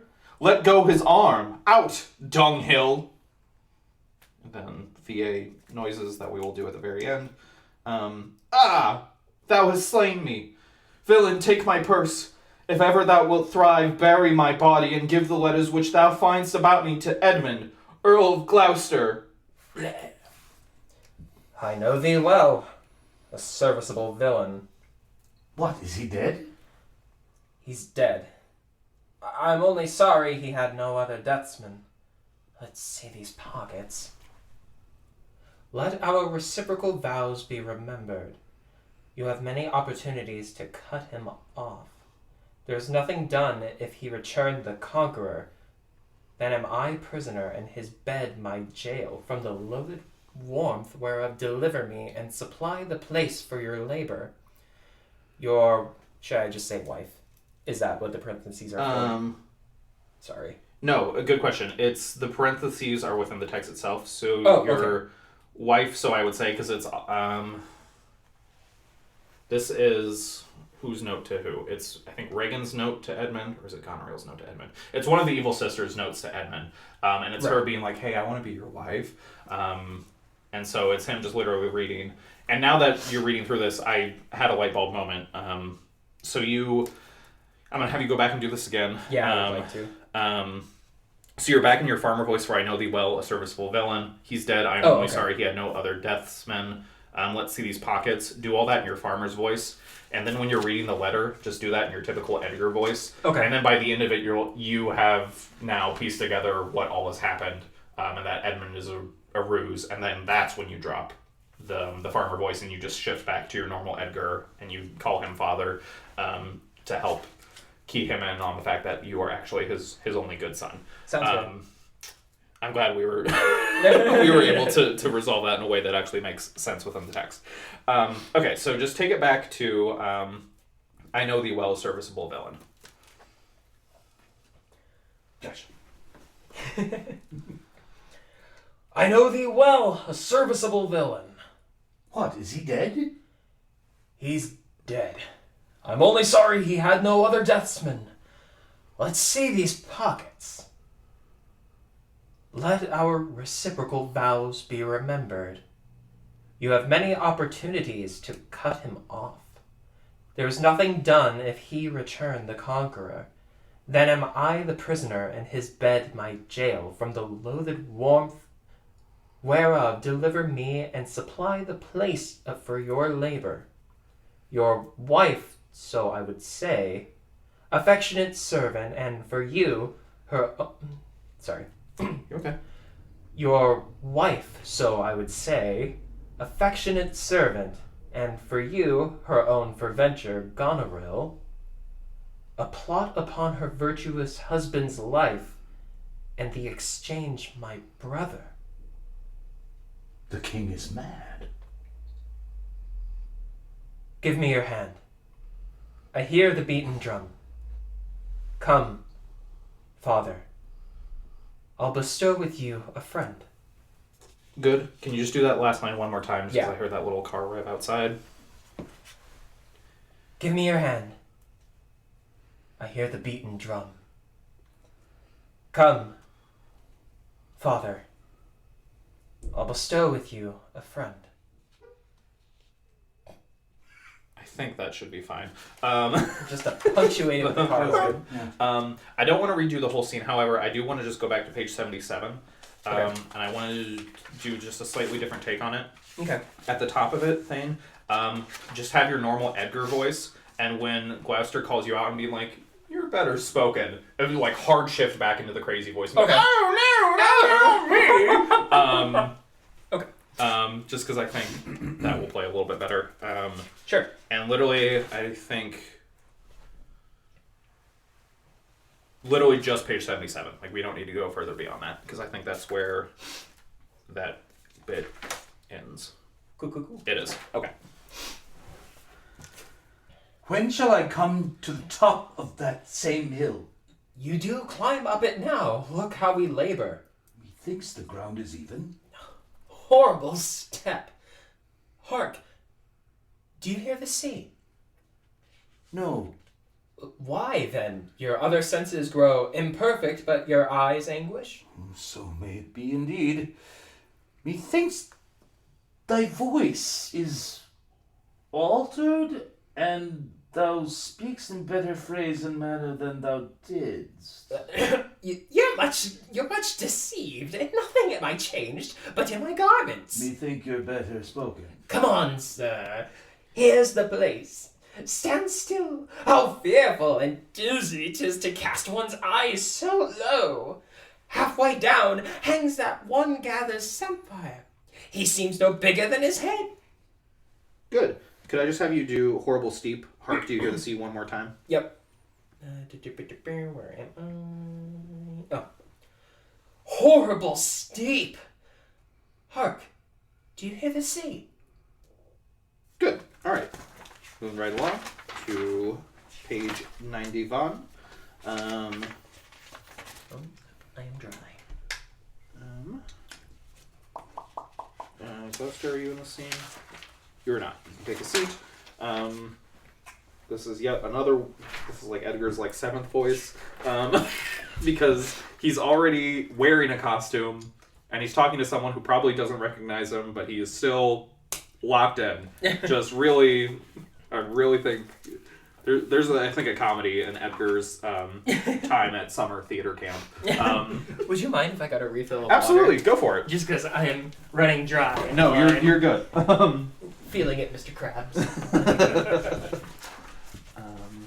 And then Edgar just has a couple lines. And then scene 19 where Gloucester effectively dies. And then scene 20, and then we're done. Oh, we're almost there.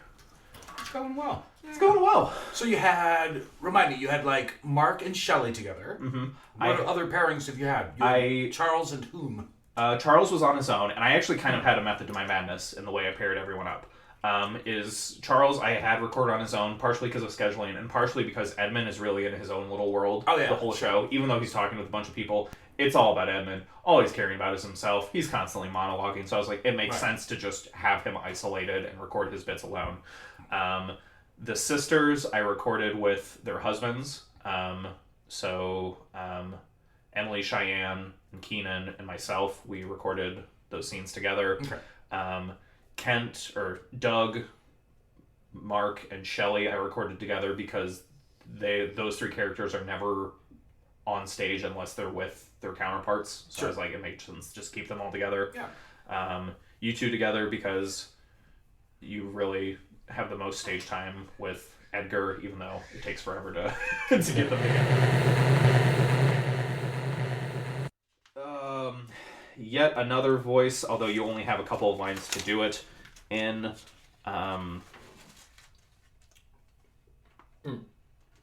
Technically, you're masquerading as a soldier, so I don't know if that gives you any particular inspiration for what the voice is. You're stage left for this. Albany is stage right. And so I will just read for Albany and just give a little bit of air between his lines. So hopefully we only need to do this one once, because I think you just have the 3 lines, don't you? Yes.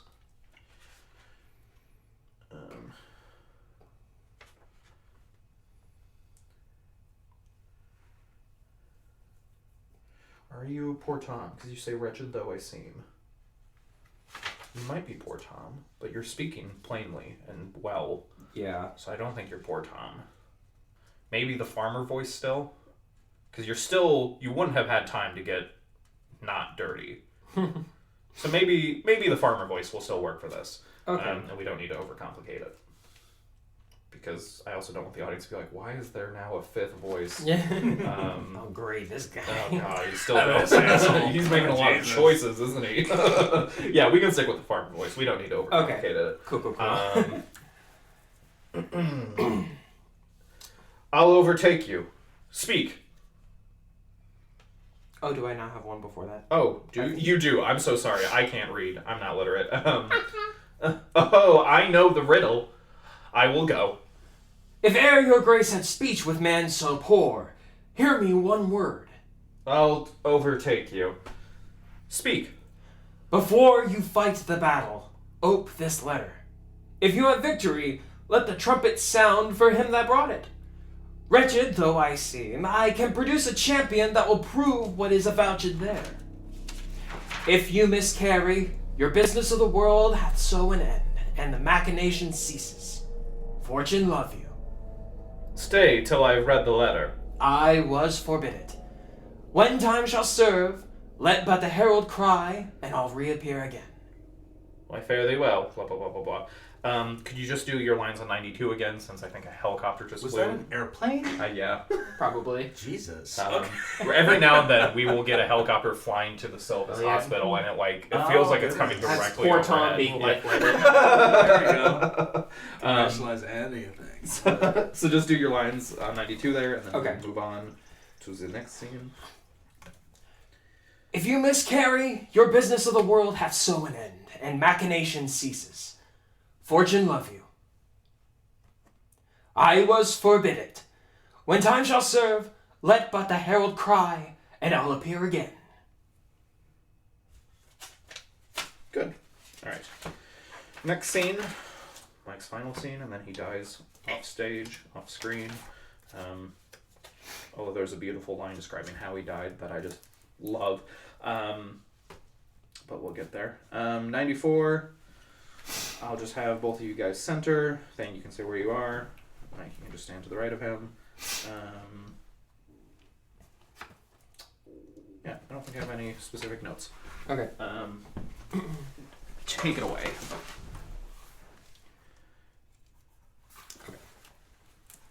Here, Father, take the shadow of this tree for your good host.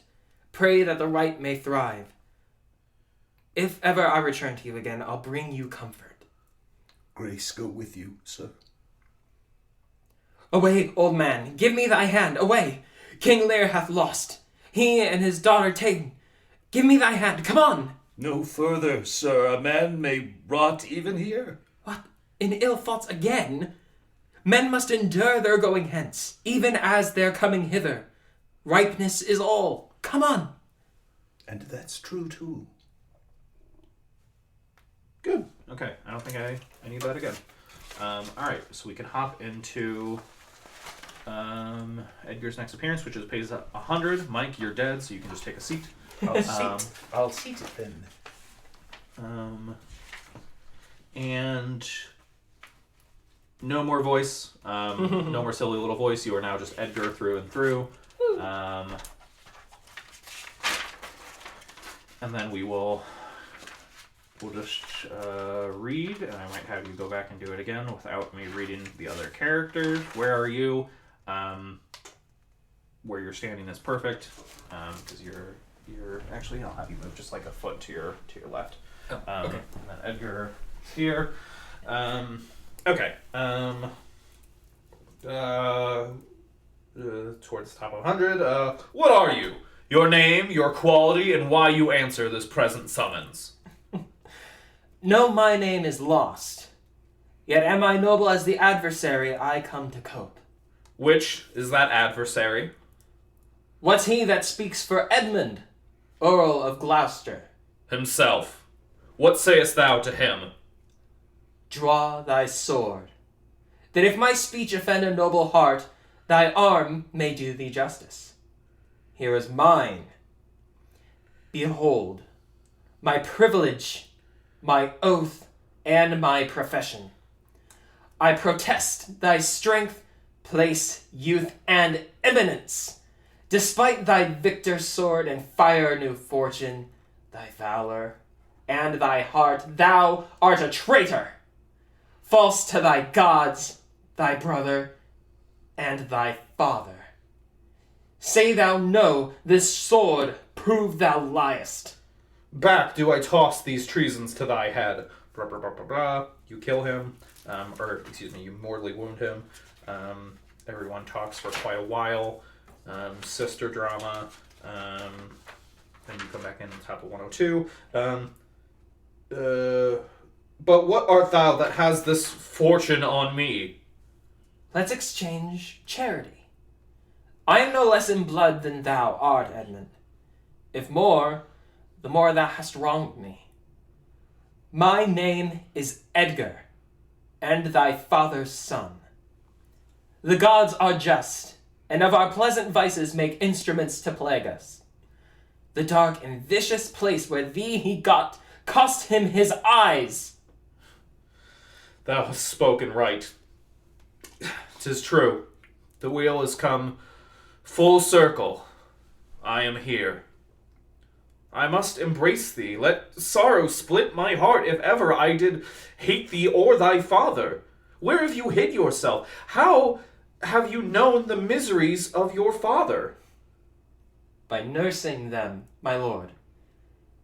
The bloody proclamation to escape that followed me so near taught me to shift into a madman's rags, to assume a semblance that very dogs disdained. And in this habit met I my father with his bleeding rings, their precious stones new lost, became his guide, led him, begged for him, saved him from despair.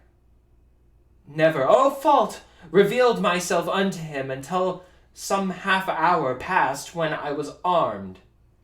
Not sure, though hoping of this good success, I asked him his blessing, and from first to last told him our pilgrimage. But his flawed heart, to extremes of passion, joy, and grief, burst smilingly. Fucking love that line. Okay, sorry. Help! Help! Oh, help! What kind of help? Speak, man. What means this bloody knife? 'Tis hot. It smokes. Edmund, I was contracted to them both.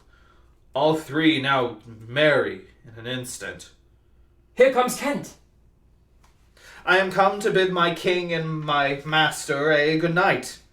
Is he not here? Great thing of us to forget. Speak, Edmund, where's the king and where's Cordelia? Run! Oh, run! To whom, my lord? Oh, sorry. Okay. To whom, my lord? Who has the office? Send thy token of reprieve. Well thought on. Take my sword, give it to the captain. Haste thee for thy life. He hath commission. Is this the promised end? Or image of that horror? Fail and cease. This feather stirs, she lives. If it be so, it is a chance which does redeem all sorrows that ever I have felt. Oh, my good master, prithee away. It is noble Kent, your friend. A plague upon you, murderers, traitors all! I might have saved her. That's it for Edgar. And then Mark just brought down the house with his final line, so we're not doing the epilogue. Okay. We're ending on Lear's death, because I can't wait to hear him What do a way to go. never. Can't even wait. heartrending. And he did it on his first take. Of course he He did. was like, you need me to do Because it where again? the fuck did he come from? And I said the same thing to him. I was like, Mark, who are you? Jesus. Yeah. And then he had a question. He was like, for the line howl, howl, howl. Now, I've seen a couple renditions of it where they said howl, and then I've seen others where they just howled. What do you want me to do? I was like, I just want the emotion. Do what feels right. And then he was like, okay. And just like leaned into it. I was like, who is this guy? I wish you could have seen him in the Prenzy show this past summer. He was just glorious. I bet he was. So beautiful. Yeah. Magnificent. Yeah. I don't think I have anything I need you to do again. Was there anything that I stepped on? I hope not, because if so, I did not catch it at the time. But I should be able to put ambient sounds on to cover anything up that was funky. Okay, just the last couple things, and then you are both done. Thayne, if you want to give me some, 30 seconds of ha, ka, ha noises, so I can splice in with all the various fight scenes you do. Okay. And then I'm going to have you both do one last thing for me after that. Okay. I'm gonna have to get a drink. No worries. Okay.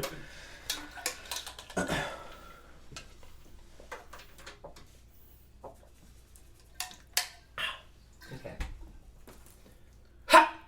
Ha! Yeah! Ha! Ha! Yeah! Ha! Ha! Ha! Ha! Ha! Ha! Yeah! Yeah! Ha! Ha! Yeah! Ha! Yeah!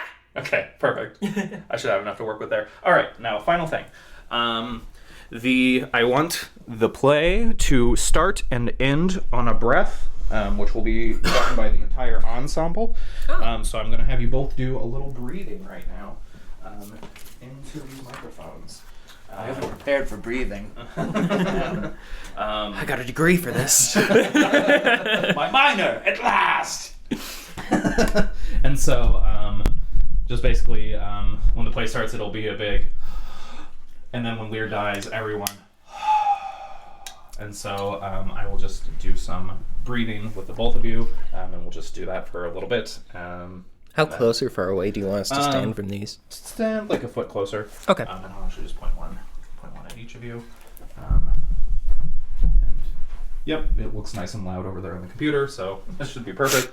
All right, so breath out.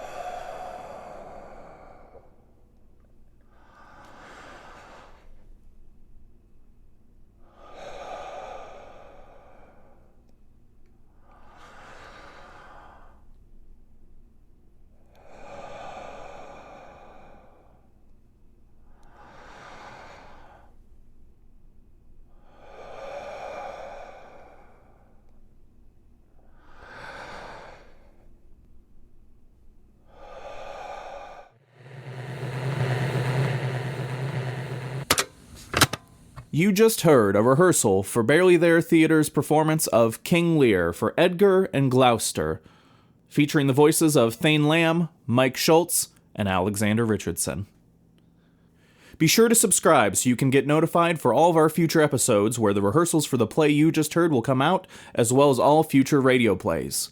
Once again, thanks for listening to Barely There Theater.